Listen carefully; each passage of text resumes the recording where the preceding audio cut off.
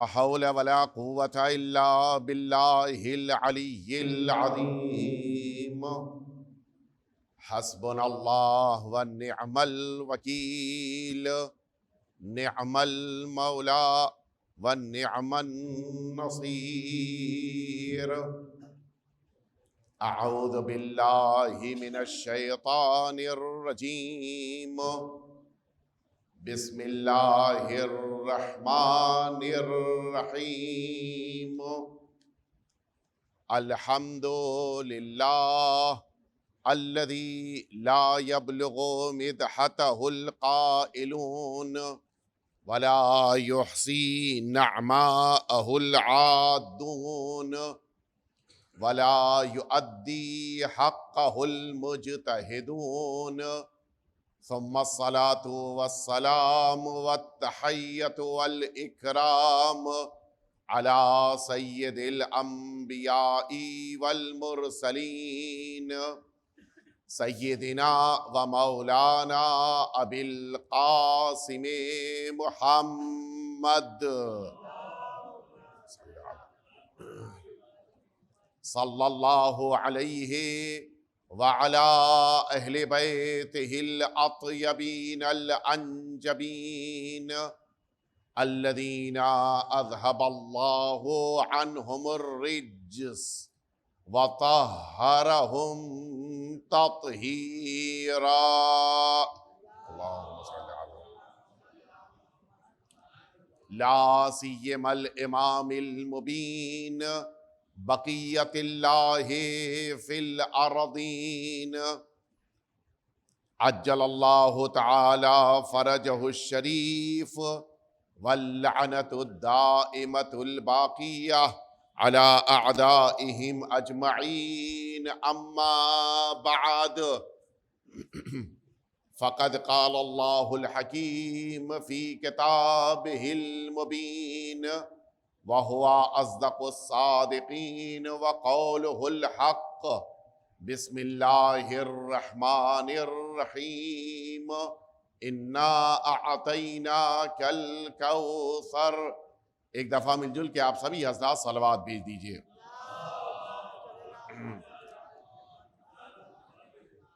اذان محترم، سورہ فاتحہ کے لیے التماس کی گئی ہے مرحوم محمد حسین بھائی غلام حسین بادامیان اور کل مؤمنین اور مؤمنات کی ارواح کو آپ سبھی حضرات ایصال فرما دیں. بسم اللہ.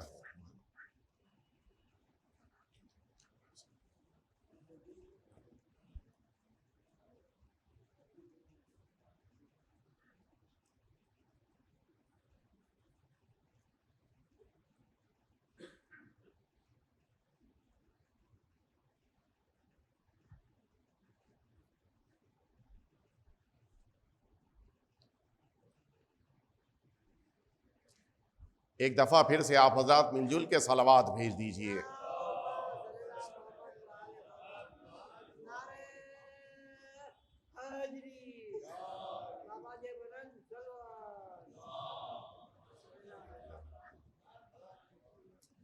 اذان محترم،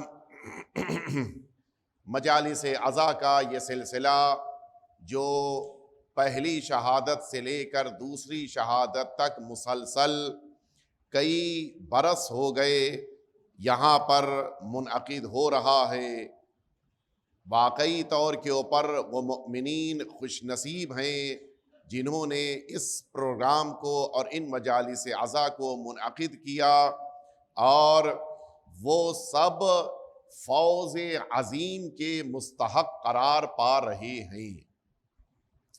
روایت میں حضور ختمی مرتبت حضرت محمد مصطفیٰ اللہم صلی علی آپ کا ارشاد گرامی قدر ہے کہ الویل کل الویل من ظلمہا، عذاب ہے اور مکمل عذاب ہے اس کے لیے جس نے جناب سیدہ پر ظلم ڈھائے.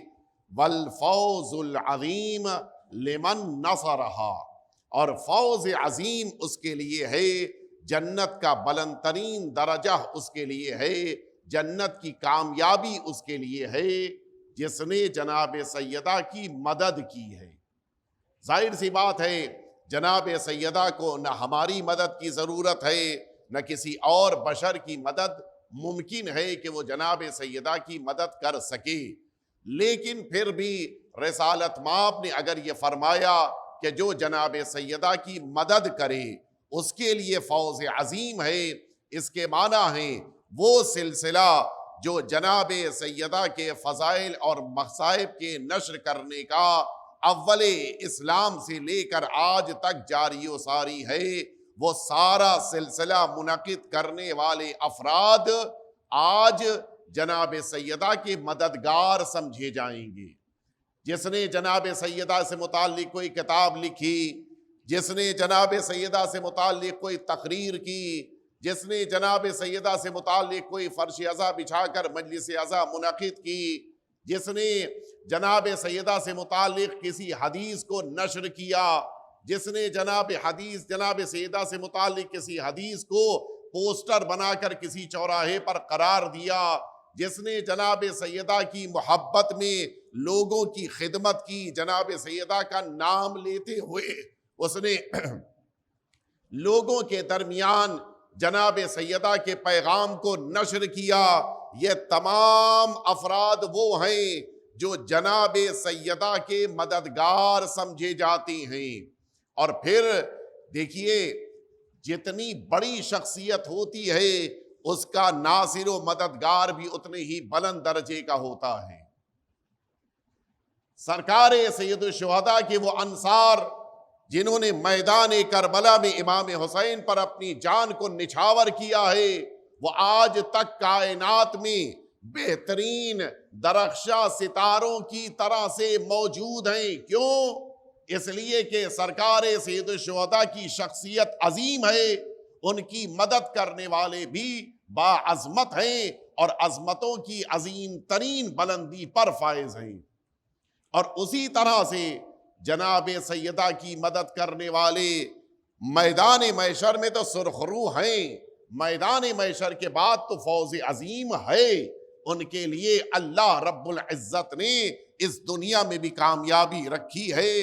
اور اگر وہ واقعی طور کے اوپر جناب سیدہ کے مددگار ہیں تو پھر زندگی میں انہیں مشکلات کا سامنا نہیں ہے، بلکہ ان کی زندگی عین مرضی پروردگار کے مطابق گزرتی ہے۔ لہٰذا ہمیں کوشش کرنی چاہیے اپنے اعتبار سے اپنی توانائی کے مطابق جتنا ممکن ہو جناب سیدہ کے مددگاروں میں خود کو شامل کریں۔ ایک دفعہ مل جل کے صلوات بھیج دیں آپ حضرات۔ میں نے ان مجالس عزا میں کہ جو سلسلہ مسلسل جاری ہے اور آج سے مجھے آپ کے درمیان خطاب کرنا ہے، جناب سیدہ کے ان القاب کا انتخاب کیا ہے کہ جن القاب کو اللہ رب العزت نے جناب سیدہ کے لیے قرار دیا ہے۔ اور مجھے یاد ہے 3 سال پہلے بھی میں نے جناب سیدہ کے القاب سے متعلق آپ کے درمیان گفتگو پیش کی تھی۔ جو القاب اس دفعہ رہ گئے تھے انہی القاب کو اس سال میں آپ کے درمیان پیش کرنا چاہتا ہوں، تاکہ ہمیں پتہ چلے کہ اللہ رب العزت نے جناب سیدہ کو کیا عظیم رتبہ عطا فرمایا ہے۔ مختلف القاب ہیں اور ان القاب کے ذریعے سے پتہ چلتا ہے کہ جناب سیدہ کی معرفت کی بارگاہ میں ابھی کتنا ہم کو محنت کرنی ہے اور کتنا ابھی آگے جانا ہے۔ اس لیے کہ ابھی تو ہم جناب سیدہ کے القاب بھی سمجھ نہیں پائے ہیں۔ خود شخصیت کو سمجھنا بہت دور کی بات ہے، خود جناب سیدہ کے القاب کہ جنہیں یا اللہ نے عطا کیا یا رسول اللہ نے بیان کیا ہے یا معصومین نے ہمارے لیے واضح کیا ہے، یہ القاب بڑی اہمیت رکھتے ہیں۔ اور اسی بنا پر آپ جب بھی کسی شخص سے ملتے ہیں، آپ کسی سے ملاقات کرتے ہیں، پتہ چل گیا کہ مثلا ان کا نام علی ہے، تو اب ان کے بارے میں آپ کا پہلا سوال یہ ہوگا کہ یہ کیا کرتے ہیں کیوں پوچھ رہے ہیں؟ تاکہ ان کے بارے میں پتہ چلے کہ یہ لقب کیا ہے، ان کا ٹائٹل کیا ہے ان کا۔ مثال کے طور پہ یہ انجینئر ہیں، یہ پروفیسر ہیں، یہ ڈاکٹر ہیں۔ آپ کو پتا تو چلے کہ یہ کون ہے، اور یہی ٹائٹل دیا جاتا ہے انسان کی لیاقت کی بنا پر۔ لیکن عام انسانوں کو جو ٹائٹل دیے جاتے ہیں وہ الگ ہوتے ہیں، معصومین کو جو ٹائٹل اللہ عطا کرتا ہے وہ الگ ہوتے ہیں۔ انسانوں کا کیا بھروسہ، آپ کسی کے بارے میں نہیں جانتے، آپ یہ سمجھ رہے ہیں کہ یہ بہترین انسان ڈاکٹر ہے، جبکہ کیا پتا کہ اس نے MBBS کیسے کیا ہے۔ کوئی ایک شخص ہے جس نے PhD کیا ہے، ہمارے ساتھ ایک زمانے میں ہمارے حوزے میں ایک استاد تھے جو ڈاکٹر تھے، وہ اردو زبان پہ ان کو بڑی مہارت حاصل تھی، اور واقعی طور کے اوپر ان کی PhD بڑی محترم تھی۔ آپ کو تعجب ہوگا، نہ جانے کتنے افراد نے ان سے تھیسس لکھوائی، اور اسی تھیسس کو جمع کر کے نہ جانے کتنے افراد تھے کہ جو ڈاکٹریٹ کی ڈگری حاصل کر گئے۔ تو دنیا میں یہ بھی ہوتا ہے۔ اب وہ انسان کہ جس نے ایک اچھے ڈاکٹر سے PhD کیے ہوئے ڈاکٹر سے تھیسس لکھوائی، وہ تو اچھی تھیسس لکھ گئی، نتیجہ یہ ہوا کہ وہ چیٹر بھی کل کو ڈاکٹر کہلائے گا، وہ بھی کہا جائے گا کہ PhD ہولڈر ہے، جبکہ حقیقت یہ ہے کہ اس کے پاس PhD نہیں ہے۔ تو دنیا میں جب کسی کو ٹائٹل دیا جاتا ہے تو انسان ظاہر کو دیکھ کر دیتا ہے۔ ہمیں نہیں پتا کہ یہ انجینئر ہے تو واقعی طور پہ ہے یا نہیں ہے، لیکن دنیا کہہ رہی ہے انجینئر ہے تو ہم بھی انجینئر کہہ رہے ہیں۔ ہمیں نہیں پتا کہ یہ پروفیسر ہے یا نہیں ہے، دنیا کہہ رہی ہے تو ہم بھی کہہ رہے ہیں۔ ہمیں نہیں پتا کہ یہ ڈاکٹر ہے یا نہیں ہے، دنیا کہہ رہی ہے، لہٰذا ہم بھی کہہ رہے ہیں۔ تو ہمیں دنیا کے ان دیے ہوئے ٹائٹلز کے بارے میں بھروسہ نہیں ہوتا، جیسے آج ہمارے معاشرے میں ہو رہا ہے۔ ان افراد کو کہ جن افراد کو ہم نے مجلس اچھی پڑھتے ہوئے سنا، پوری توجہ سے سنیے گا، جن کو ہم نے اچھی مجلس پڑھتے ہوئے سنا، ہم لوگ انہیں علامہ کہنے لگ جاتے ہیں، جبکہ علامہ ہونا اتنا آسان کام نہیں ہے۔ یہ علامہ کی ڈگری وہ ہے جو اس انسان کے لیے ہے جو مجتہد سے بڑا درجہ رکھتا ہے۔ آپ لوگ عام طور پہ ذاکرین کو آج علامہ کہنے لگ گئے ہیں۔ یہ نہایت درجہ اس لفظ کے ساتھ نا انصافی ہو رہی ہے، اس لیے کہ یہ لفظ علامہ ان لوگوں کے لیے ہے کہ جو کئی علم میں ماہر ہوں۔ توجہ ہے یا نہیں ہے؟ اور جن افراد کو علامہ لکھا گیا، جن افراد کو علامہ کہہ کے بلایا گیا، انہیں کم از کم منع کرنا چاہیے ممبر پہ بیٹھ کے کہ مجھے علامہ نہ کہو۔ وہ تو علامہ ہلی تھے جو علامہ تھے، وہ علامہ ذیشان حیدر جوادی تھے جو علامہ تھے۔ یہ بزرگان کو علامہ کہا گیا ہے جو کئی علوم کے رکھنے والے تھے۔ لیکن اگر کوئی ذاکر ہے، اچھی مجلس پڑھ رہا ہے، اس کے پاس خود ذاکر ٹائٹل، ذاکر اہل بیت کے ٹائٹل سے بڑا کوئی ٹائٹل نہیں ہے۔ ہم کیوں اس سے بڑے کی تلاش کرنے کے لیے کسی کو علامہ لکھیں، بلکہ جو واقعی علامہ ہیں انہیں علامہ لکھا جائے۔ آج کے دور میں علامہ تقی جعفری رحمت اللہ علیہ تھے کہ جو ابھی کچھ دنوں پہلے انتقال ہوا، یہ واقعاً علامہ تھے۔ علامہ حسن زادہ آملی جو واقعی طور کے اوپر علامہ تھے۔ جو علامہ ہیں انہیں لکھیے، صحیح ہے، لیکن جو علامہ نہیں ہے، لوگ پسند کرنے لگ گئے اس ٹائٹل کو، لہٰذا استعمال کرنے لگے۔ پڑوس کے ملک سے آنے والی بہت سی مشکلات میں ایک مشکل یہ بھی ہے، وہاں ہر ذاکر کو علامہ کہا جانے لگ گیا۔ ہم ہندوستان میں بھی حتیٰ بامبے جیسے مجمع اور ماحول میں، جہاں واقعاً پڑھا لکھا مجمع ہے، جہاں سوجھ بوجھ رکھنے والا مجمع ہے، وہ بھی لفظ علامہ کو استعمال کرنے لگا۔ یہ بڑے افسوس کا مقام ہے۔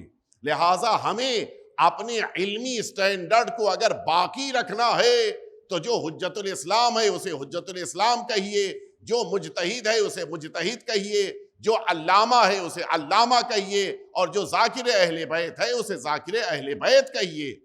ہمارے کسی کو علامہ کہہ دینے سے وہ علامہ نہیں ہو جائے گا۔ جس طرح سے اگر ہم نے اس کے ساتھ ناانصافی کی اور واقعی طور کے اوپر علامہ ہے، ہم نے علامہ نہیں لکھا، تو ایسا تو نہیں ہے کہ اس کا علم گھٹ جائے گا۔ لہٰذا اس مسئلے میں احتیاط کی ضرورت ہے۔ یہ تو بات آ گئی تھی ان دا بریکٹ میں عرض کر رہا تھا، ہم انسان جب کسی کو لقب اور ٹائٹل دیتے ہیں تو ظاہر کو دیکھ کر دیتے ہیں، لیکن اللہ جب کسی کو ٹائٹل دیتا ہے، اللہ جب کسی کو لقب دیتا ہے، تو وہ لقب چونکہ اللہ نے عطا کیا ہے، لہٰذا وہ یقیناً معتبر ہوتا ہے، محترم ہوتا ہے، اور اس میں کبھی غلطی واقع نہیں ہو سکتی۔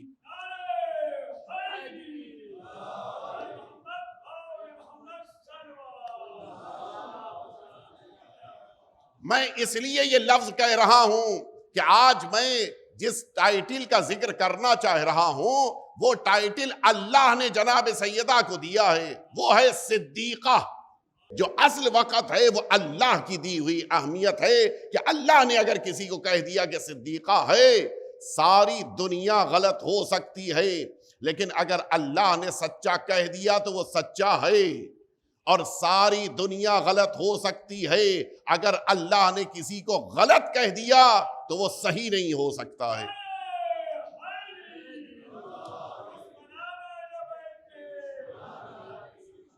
یہ جو صدیقہ لقب جناب سیدہ کا، یہ مسلسل 3 لقب ہیں کہ جن کی وضاحت ضروری ہے۔ صدیقہ، طاہرہ، اور اس کے علاوہ بطول، راضیہ، مرضیہ، یہ 5 لقب ہیں کہ جو لقب ایک ہی معنی میں استعمال ہوتے ہیں۔ راضیہ بھی اسی کو کہا جاتا ہے جو مرضیہ ہو، مرضیہ بھی اسی کو کہا جاتا ہے جو بطول ہو، اور اسی کو طاہرہ بھی کہا جاتا ہے، اسی کو صدیقہ بھی کہا جاتا ہے۔ ہمارے 7ویں امام، امام موسی کاظم علیہ السلام، مولا کی مشہور معروف حدیث کا جملہ ہے، مولا نے فرمایا کہ ان فاطمہ صدیقۃ شہیدہ، فرمایا کہ جناب سید عالمیان صدیقہ بھی ہیں اور شہیدہ بھی ہیں۔ صدیقہ ہیں اس کے معنی ہے کہ اللہ رب العزت نے انہیں معصوم بنایا ہے، اور شہیدہ ہیں اس کے معنی ہے کہ ان کا دنیا سے جانا اللہ کی راہ میں اپنی جان کو قربان کرنا ہے۔ اس بنا پہ جناب سیدہ شہیدہ بھی ہیں اور جناب سیدہ صدیقہ بھی ہیں۔ البتہ اگر آپ حضرات کو یاد ہو، مجھے یاد ہے لیکن شاید آپ حضرات کو نہ یاد ہو، میں نے گزشتہ سال آپ کی خدمت میں عرض کیا تھا کہ شہیدہ کا ایک اور معنی بھی ہے، اور جناب سیدہ اس معنی میں بھی شہیدہ ہیں۔ میں نہیں اس وقت دہراؤں گا، اگر آپ حضرات کو یاد ہو تو کافی ہے، ورنہ یوٹیوب کے اوپر موجود ہے۔ صدیقہ کے معنی ہے وہ ذات کہ جو بہترین سچ بولنے والی ہو اور ہمیشہ سچ بولنے والی ہو۔ دیکھیے، صادق اس کو بھی کہا جاتا ہے۔ مثال کے طور کے اوپر ایک بچہ ہے، اس سے آپ نے پوچھا تم نے اپنا ہوم ورک پورا کر لیا؟ اس نے کہا نہیں، ہوم ورک نہیں پورا کیا۔ آپ نے کہا تم تو بڑے سچے ہو، ٹھیک ہے۔ کچھ دیر کے بعد آپ نے اس سے پوچھا کہ تم نے کھانا کھا لیا؟ اس نے کہا کھانا نہیں کھایا، جبکہ کھانا کھا چکا تھا۔ آپ نے کہا تم تو جھوٹ بول رہے ہو، ابھی تو آپ نے کہا تھا سچے ہو، پھر آپ نے کہا تم جھوٹ بول رہے ہو۔ تو صادق تب کہا جاتا ہے جب کسی ایک میٹر میں سچ بولے۔ اور فرمایا آپ نے، مثلا اس بات میں سچا ہے، کہا یہ صادق ہے، اس بات میں جھوٹا ہے، کہا یہ کاذب ہے۔ توجہ فرمائی، اگر ایک میٹر میں سچ بول رہا ہے تو وہ صادق ہے، لیکن اگر کوئی ایسی ذات ہے جو زندگی کے ہر لمحے میں، زندگی کے ہر کام میں، زندگی کے ہر قول میں سچ بولے تو پھر وہ صادق نہیں صدیق کہلاتا ہے۔ اور اللہ نے جناب سیدہ کو صادقہ نہیں صدیقہ کہا ہے، یعنی ایسا نہیں ہے کہ کسی ایک میٹر میں سچ بولنا ہے، بلکہ زندگی کے ہر لمحے میں جناب سیدہ کی زندگی صداقت پر مبنی ہے۔ مجھے جملہ کہنے دیجئے، 2-4 دفعہ سچ بول کر صادق بننا اور ہوتا ہے، زندگی میں سچ کا ساتھ دینے کی بنا پہ اللہ سے صدیقہ کا لقب لینا اور ہوتا ہے۔ یہ ہے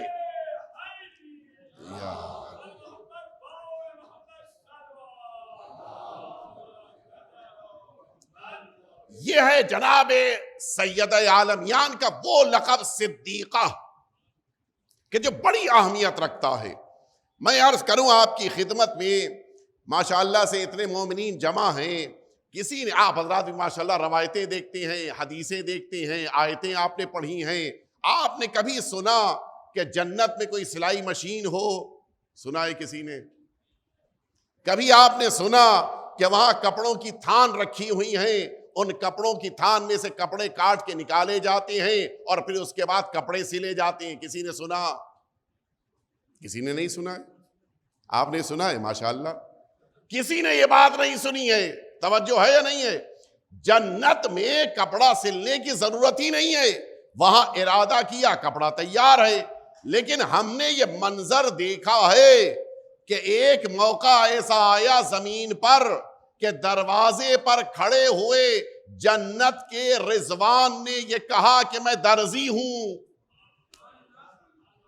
آپ بتائیے، دیکھیے میرے آپ کے ساتھ ہو سکتا ہے، کبھی کبھی ہم لوگ مذاق کرتے ہیں، فون کیا اپنے گھر کے اوپر کہ بھئی مولانا زکی صاحب ہیں، خود ہی بول رہے ہیں مولانا زکی صاحب ہیں، تو ہم لوگ تو یہ کام مذاق میں کر سکتے ہیں، لیکن ملک جھوٹ بولے؟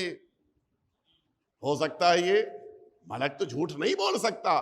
اچھا اگر ملک سچ بول رہا ہے تو آپ ایرانی صاحب سب سے زیادہ ہنسے تھے، آپ بتائیے، آپ ثابت کیجئے کہ جنت میں سلائی مشین موجود ہے۔ اگر نہیں ہے تو کہیے ملک جھوٹ بول رہا ہے، اگر یہ ملک سچ بول رہا ہے تو ثابت کیجئے کہ کپڑے کی تھان موجود ہے، کپڑے کٹ رہے ہیں، سلائی ہو رہی ہے، وہاں پہ مشین موجود ہے۔ اور اگر یہ سب نہیں ہے تو کہیے کہ ملک جھوٹ بول رہا ہے۔ نہ تو ملک جھوٹ بول رہا ہے، نہ جنت میں سلائی مشین ہے۔ اب بتائیے کیا کریں آپ؟ یہ تو ہو نہیں سکتا کہ ملک جھوٹ بول دے۔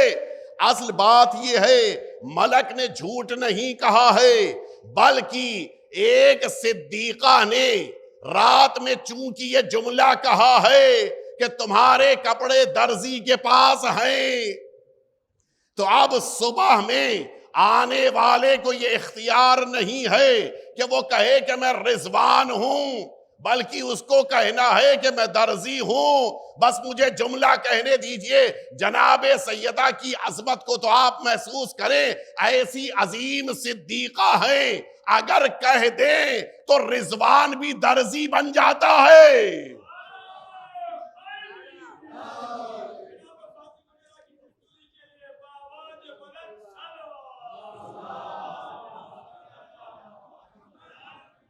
آپ نے توجہ فرمائی، رضوان آئے گا۔ یہ جو میں رضوان کہہ رہا ہوں یہ ہمارے اور آپ کے چھٹے امام امام جعفر صادق علیہ السلام، مولا کی روایت موجود ہے کہ یہ دروازے پہ جو اگلے دن لباس لے کے آیا ہے وہ کوئی اور نہیں ہے، رضوان جنت ہے۔ اللہ اکبر۔ اچھا کوئی عام بھی چھوٹا موٹا ملک نہیں ہے، ملائکہ بھی بہت سے ہیں، اللہ چاہتا کسی کو بھی بھیج دیتا، کہا نہیں رضوان جنت تمہیں جانا ہے، اور دروازے پہ جا کر تمہیں یہ کہنا ہے کہ چونکہ صدیقہ کی زبان ہے، دنیا میں آپ کو یہ زبان کہیں نہیں مل سکتی، اتنی معتبر زبان ہو۔ دیکھیے یہ تو ہوتا ہے بہت سارے اوقات، یہاں پہ میری توجہ دیجیے کہ میں کیا عرض کر رہا ہوں۔ مثلا خدا نخواستہ اسی چوراہے کے اوپر کوئی جھگڑا ہو جائے اور مسجد میں آ کر بیان کریں آپ، تو آپ سچے ہیں، آپ نے جو واقعہ دیکھا ہے اس کو بیان کر دیا، آپ اپنے قول میں سچے ہیں، جیسا ہوا ویسا بیان کر دینا ایز اٹ از، یہ صداقت ہے، یہ سچائی ہے۔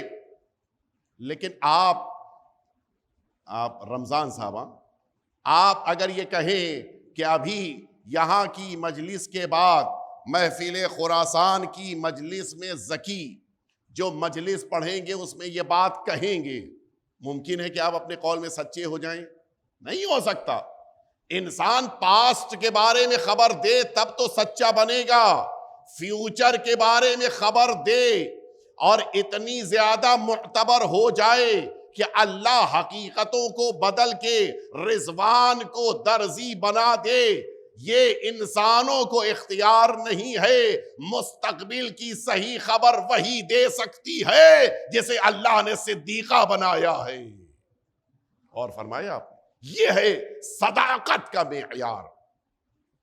بات آ گئی ہے تو آج میں عرض کر دوں، البتہ انشاءاللہ یہ گفتگو آئندہ آئے گی، لیکن اس سے پہلے ایک جملہ میں کہنا چاہتا ہوں۔ دیکھیے ہمارے سارے آپس میں سب بھائی ہیں، کوئی ہمارا اختلاف کسی سے مذہبی اور مسلکی مسئلے میں نہیں ہے، اگر شیعہ اثنا عشری ہے تو ہمارا بھائی ہے، لیکن تکلیف تب ہوتی ہے جب عید کے دن ہم روایتوں میں دیکھیں کہ امام حسن اور امام حسین نے نیا کپڑا لباس سفید پہنا، اور پھر اسی عید کے دن بعض امام حسین کے چاہنے والے لباس کو سیاہ پہننے لگیں۔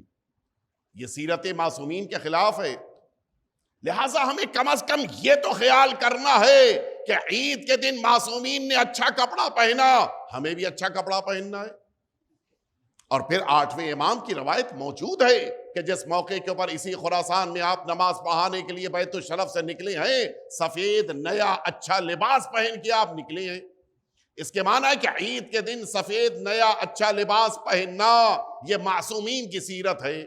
ہم کیوں معصومین کی سیرت سے خود کو دور کریں؟ میری فکر کیا کہتی ہے یہ اہمیت نہیں رکھتا، معصومین نے عمل کر کے کیا دکھایا ہے یہ اہمیت رکھتا ہے۔ ہماری نگاہ میں اس کو اہمیت ملنی چاہیے۔ میں عرض کروں آپ کی خدمت میں، جناب سیدہ صدیقہ ہیں۔ انسان آج اتنی زیادہ ترقی ہو جانے کے بعد یہ تو ممکن ہے، پوری توجہ سے سنیے گا، یہ تو ممکن ہے بامبے میں بیٹھ کے بتائے کہ اس وقت واشنگٹن میں کیا ہو رہا ہے، ممکن ہے۔ انسان ترقی کر گیا ہے، وسائل اس کے پاس موجود ہیں۔ ممکن ہے کہ آپ میں ممبر سے اتروں تو آپ بتائیں کہ اس وقت جاپان میں کیا ہوا ہے، مجھے آپ بتا سکتے ہیں۔ ابھی ممبر سے اتروں تو آپ بتائیں کہ چائنا میں یہ ہوا ہے۔ دنیا میں کیا ہو رہا ہے یہ انسان بتا سکتا ہے، لیکن کسی انسان کے اختیار میں اتنی قدرت نہیں ہے کہ وہ زمین پر بیٹھ کر یہ بتائے کہ آسمانوں میں اللہ نے اپنے ملائکہ سے کیا گفتگو کی ہے۔ آپ نہیں معلوم متوجہ ہوئے نہیں ہوئے؟ آئیے میں آپ کو لے کے چلوں۔ حدیث قصہ میں جناب سیدہ فرماتی، پوری حدیث قصہ جناب سیدہ نے بیان فرمائی ہے، فرماتی ہیں فَلَمَّا اجْتَمَعْنَا تَحْتَ الْقِصَىٰ، جب ہم سب چادر میں جمع ہو گئے، قال اللہ تبارک و تعالی، اللہ نے گفتگو شروع کی، اعلموا یا ملائکتی وسکان سماواتی، اے آسمانوں میں رہنے والو، اے سارے ملائکہ میری بات سنو۔ یہ ہے نہیں حدیث قصہ میں، بیان کون کر رہا ہے؟ جناب سیدہ۔ کہاں پر ہیں؟ زمین پر ہیں۔ واقعہ کہاں پر ہو رہا ہے؟ مدینہ طیبہ میں۔ اللہ نے گفتگو کہاں کی ہے؟ عرش الہی پر ملائکہ سے، سکان سماواتی، آسمانوں میں رہنے والوں۔ اس کے معنی ہے کہ یہ گفتگو، اللہ کی آواز آسمانوں میں ہو رہی ہے کوئی بشر جو زمین پر رہ کر آسمانوں میں ہونے والی گفتگو کو انسانوں تک پہنچائے؟ اور فرما رہے ہیں۔ اچھا ایک بات اور عرض کر دوں میں، دیکھیے انصاف کے بھی کچھ تقاضے ہوتے ہیں۔ خبر جب ملتی ہے تو خبر لانے والے کا ذکر بھی کیا جاتا ہے یا نہیں؟ مجھ سے مثلا رمضان صاحب ایک زمانے میں آپ کا جانا ایک خاص علاقے میں زیادہ تھا، کیا نام تھا اس علاقے کا؟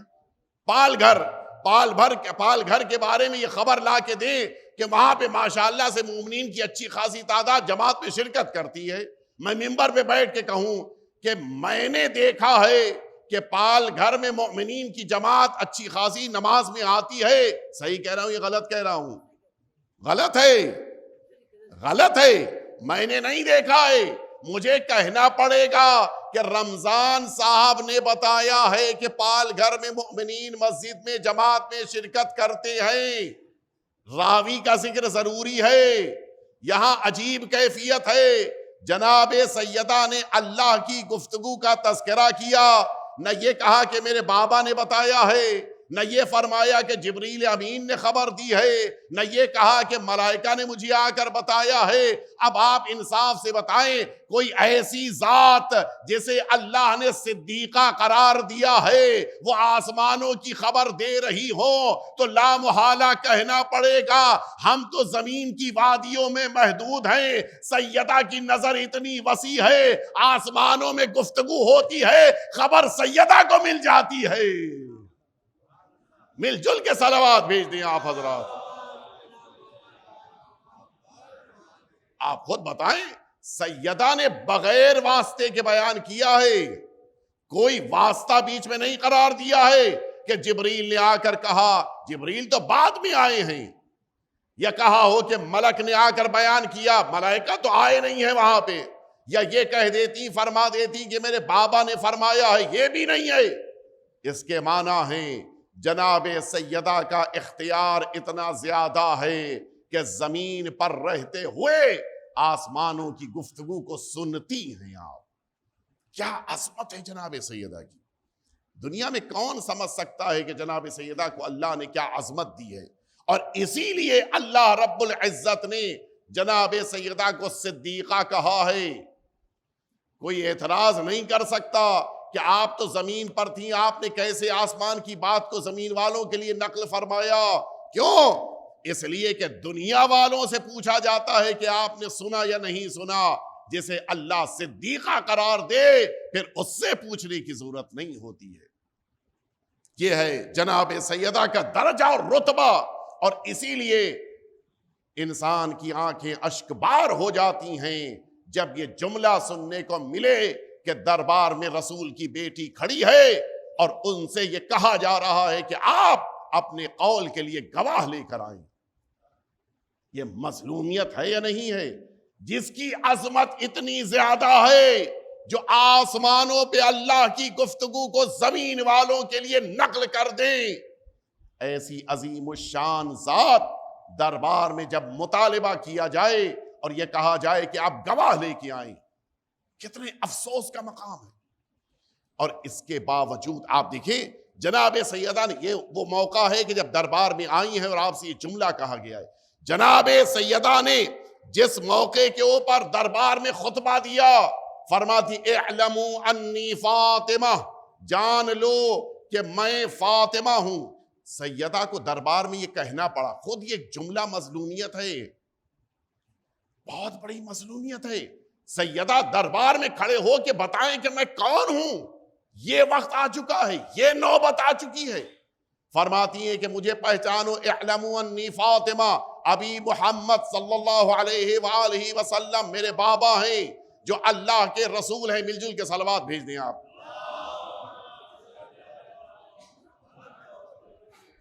آپ ذرا مظلومیت تو دیکھیں، سیدہ کو بتانا پڑ رہا ہے کہ میں اللہ کے رسول کی بیٹی ہوں، ساری امت پہچانتی ہے، اس کے باوجود سیدہ کو خود کو پہچانوانا پڑ رہا ہے، یہ مظلومیت ہے۔ اس کے بعد جناب سیدہ کا جملہ ہے، فرماتی ہیں اقول عودا و بدوا، میں شروع سے آخر تک ایک ہی بات کہنے کے لیے آئی ہوں۔ وہ کیا بات ہے؟ فرماتی ولا اقول ما اقول غلطا، میں اگر کچھ کہوں گی تو وہ غلط نہیں ہو سکتا، ولا افعل ما افعل شططا، اور جو کچھ میں کروں گی وہ کی ہوئی بات، وہ کیا ہوا عمل کبھی بے بنیاد نہیں ہو سکتا، باطل نہیں ہو سکتا۔ آپ بتائیں سیدہ کا یہ جملہ، دو ہی چیزیں تو انسان کی زندگی میں ہیں، اس کا عمل، اس کا قول۔ فرماتی ہے قول غلط نہیں ہے، عمل باطل نہیں ہے۔ سیدہ سارے مجمع کو خطاب کر کے سمجھانا چاہ رہی ہیں کہ تم مسلمانوں، جس سے تم گواہ مانگ رہے ہو وہ ذات اتنی معتبر ہے، نہ قول غلط ہے نہ عمل باطل ہے، بلکہ اسے اللہ نے صدیقہ قرار دیا ہے۔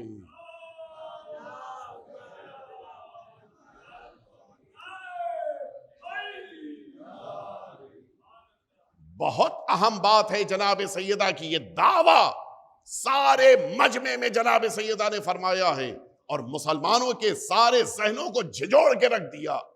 لیکن کیا اس پہ افسوس کا مقام نہیں ہے؟ ان مسلمانوں کو تو کھڑے ہو جانا چاہیے تھا کہ یہ کیا کر رہے ہو، رسول کی بیٹی کہہ رہی ہے تو یہ صحیح کہہ رہی ہے، یہ بات تو سوچنے ہی کی نہیں ہے کہ سیدہ کے پاس فدق ہے یا نہیں ہے، وہ بات کا مرحلہ ہے۔ اگر سیدہ نے کہہ دیا تو کہہ دینا کافی ہے۔ تو اس کے معنی ہے کہ اگر واقعی طور کے اوپر ہم نے اہل بیت اطہار سے دشمنی رکھنے والوں سے دشمنی رکھی ہے تو ہمارا کوئی پرسنل میٹر نہیں ہے، انہوں نے اتنا ظلم ڈھایا ہے کہ ہم برداشت نہیں کر سکتے۔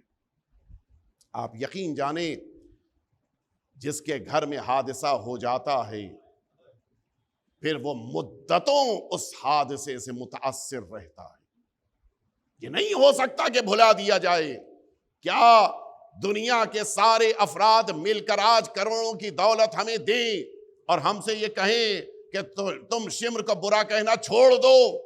کیا ہم دولت لے کر شمر کو برا بھلا کہنا چھوڑ دیں گے؟ کوئی ہم سے کہے کہ یزید کو برا نہ کہو، اتنی دولت دے دیں گے، ہمارا کیا جواب ہوگا؟ اپنی دولت اپنے پاس رکھو، ہمیں یزید نہ کل پسند تھا، نہ آج پسند ہے، نہ کل پسند ہوگا۔ تو اسی طرح سے ان لوگوں کا بھی حال ہے جنہوں نے جناب سیدہ سے دشمنی رکھی، انہیں ستایا۔ اگر ستایا ہے تو پھر یہ تو نہیں ہو سکتا کہ سیدہ سے محبت ہے تو ہم انہیں معاف کر دیں، یہ ممکن نہیں ہے۔ اچھا آپ ذرا غور تو فرمائیے، ملاحظہ تو کر لیجئے، جناب سیدہ ان سے زیادہ کوئی شریعت نہیں جانتا ہے۔ کوئی دنیا میں آپ دکھا دیجئے کہ جو جناب رسالت مآب کی طرح سے شریعت کو جانتا ہو۔ اگر کوئی جانتا ہے تو یا رسول اللہ جانتے ہیں یا وہ جو جزء رسالت ہیں۔ آپ جانتے ہیں کہ اسلام کا حکم کیا ہے؟ اسلام کا حکم یہ ہے کہ مسلمان سلام کرے تو اس کے سلام وَإِذَا حُيِّيتُم بِتَحِيَّةٍ فَحَيُّوا بِأَحْسَنَ مِنْهَا أَوْ رُدُّوهَا، قرآن مجید کہہ رہا ہے جیسا سلام کیا ہے یا اس سے بہتر جواب دو یا اس کے جیسا جواب دو۔ دوسرا طریقہ، اگر کوئی یہودی سلام کرے اس کے سلام کا جواب بھی اسلام نے بیان کیا ہے، اس کا طریقہ ہے جو لکھا ہے تاریخ میں، روایتوں میں لکھا ہے۔ اگر کوئی عیسائی سلام کرے اس کے سلام کا طریقہ بھی ہے کہ اس کا جواب کیا دینا ہے، لکھا ہے۔ اگر کوئی اللہ کا مشرک تمہیں سلام کرے اس کے سلام کا جواب بھی لکھا ہے کہ کیسے جواب دینا ہے، یہ بھی لکھا ہے۔ لیکن کہیں بھی آپ کو شریعت میں یہ نہیں ملے گا کہ اگر یہودی سلام کرے تو جواب نہ دینا، عیسائی سلام کرے تو جواب نہ دینا، کافر سلام کرے تو جواب نہ دینا، کوئی نہ کوئی جواب ضرور ہے۔ شریعت نے کہیں پر خاموشی کا حکم نہیں دیا ہے۔ تو جب اتنی سی بات ہم بھی جانتے ہیں تو پھر جناب سیدہ کو نہیں پتا تھا؟ یہ تو ہو ہی نہیں سکتا۔ وہ تو جانتی ہیں کہ مسلمان کے سلام کا جواب کیا ہے، وہ جانتی ہیں کہ یہودی کے سلام کا جواب کیا ہے، وہ جانتی ہیں کہ عیسائی کے سلام کا جواب کیا ہے، وہ جانتی ہیں کہ کافر اور مشرک کے سلام کا جواب کیا ہے۔ لیکن عجیب صورتحال ہے، اخلاق مجسم کی بیٹی ہیں جناب سیدہ، اور آپ نے آنے والوں کو سلام کا جواب نہیں دیا ہے۔ صرف ایک وجہ ہے، اگر مسلمانوں جیسا جواب دے دیتی امت لکھتی کہ دیکھو ان کو مسلمان مان لیا۔ اگر یہودیوں جیسا جواب دے دیتی تو امت لکھتی کہ کم از کم ان کو یہودی تو مانا۔ اگر عیسائیوں جیسا جواب دے دیتی تو امت لکھتی کہ کم از کم عیسائی ہی مان لیا۔ اگر کافروں جیسا جواب دے دیتی تو امت کہتی کہ کم از کم ان کو کافر تو مانا۔ لیکن سیدہ نے جواب نہ دے کر بتا دیا کہ یہودی عیسائی کافر تو ماننا دور کی بات ہے، سیدہ انہیں انسان بھی نہیں مانتی ہے۔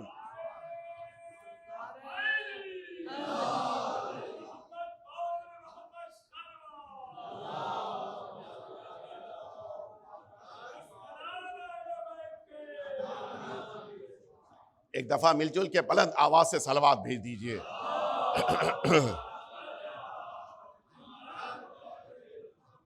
بس میں نے اپنی گفتگو کو آج مکمل کیا۔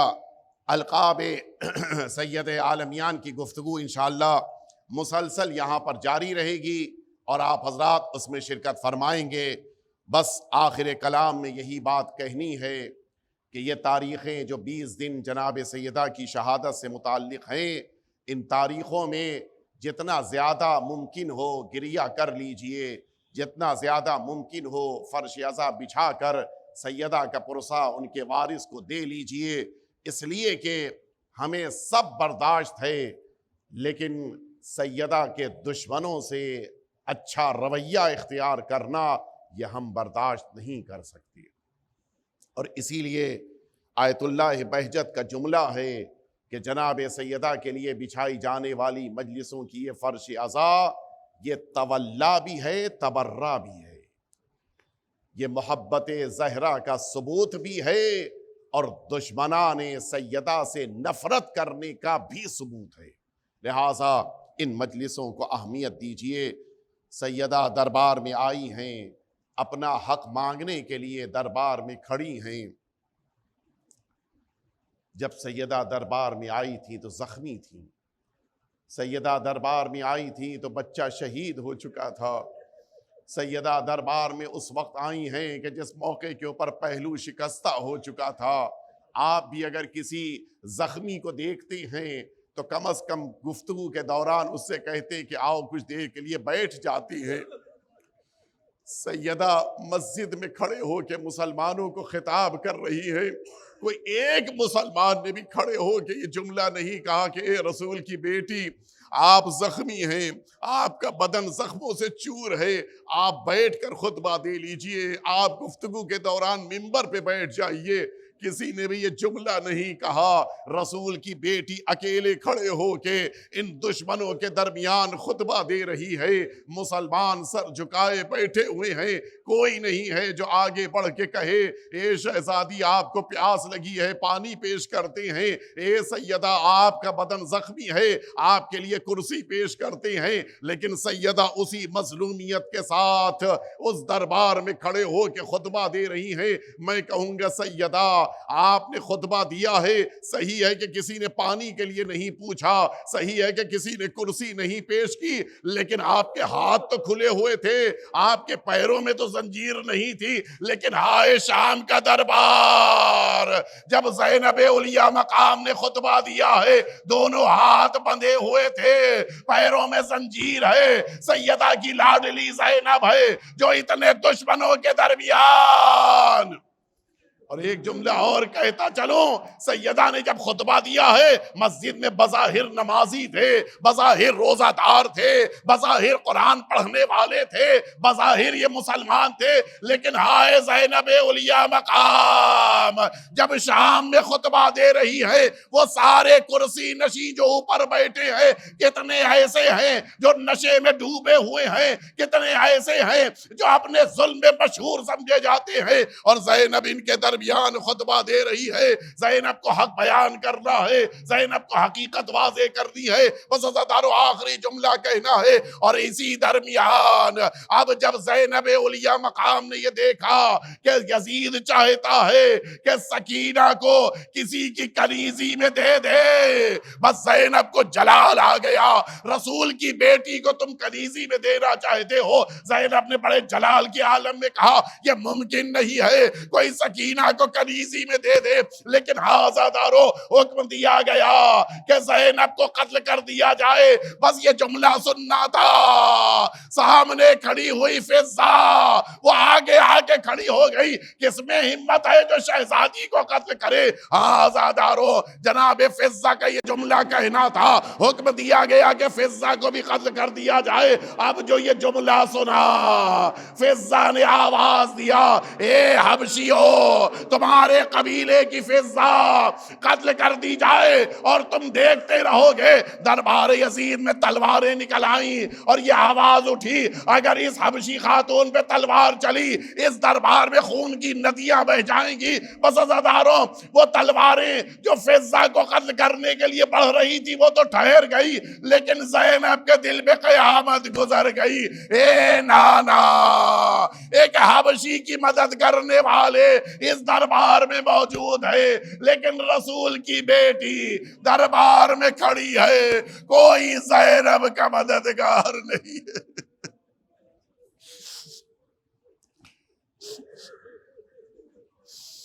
الا لعنت اللہ علی القوم الظالمین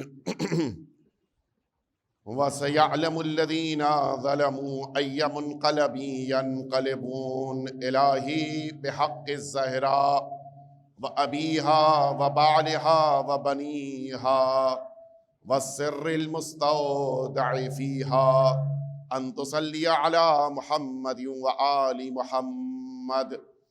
پروردگار ہم سب کے آقا اور مولا کے ظہور میں تعجیل فرما۔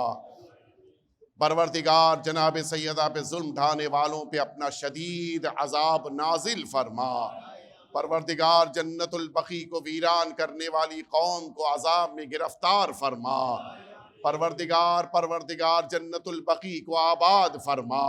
اس مقدس بارگاہ کی زیارت نصیب فرما۔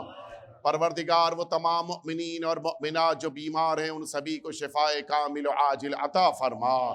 پروردگار ان مجالس عزا کا انعقاد کرنے والے مؤمنین اور انجمن کی توفیقات میں اضافہ فرما۔ پروردگار ہم سب کو جناب سیدہ کی بہترین عزاداری کی توفیق عنایت فرما اور پیغام سیدہ کو دنیا والوں تک پہنچانے کی توفیق اور سعادت عنایت فرما۔ پروردگار ہم سب کو عاقبت بخیر فرما، میدان محشر میں جناب سیدہ کی شفاعت نصیب فرما۔ ربنا تقبل منا انک انت السمیع العلیم۔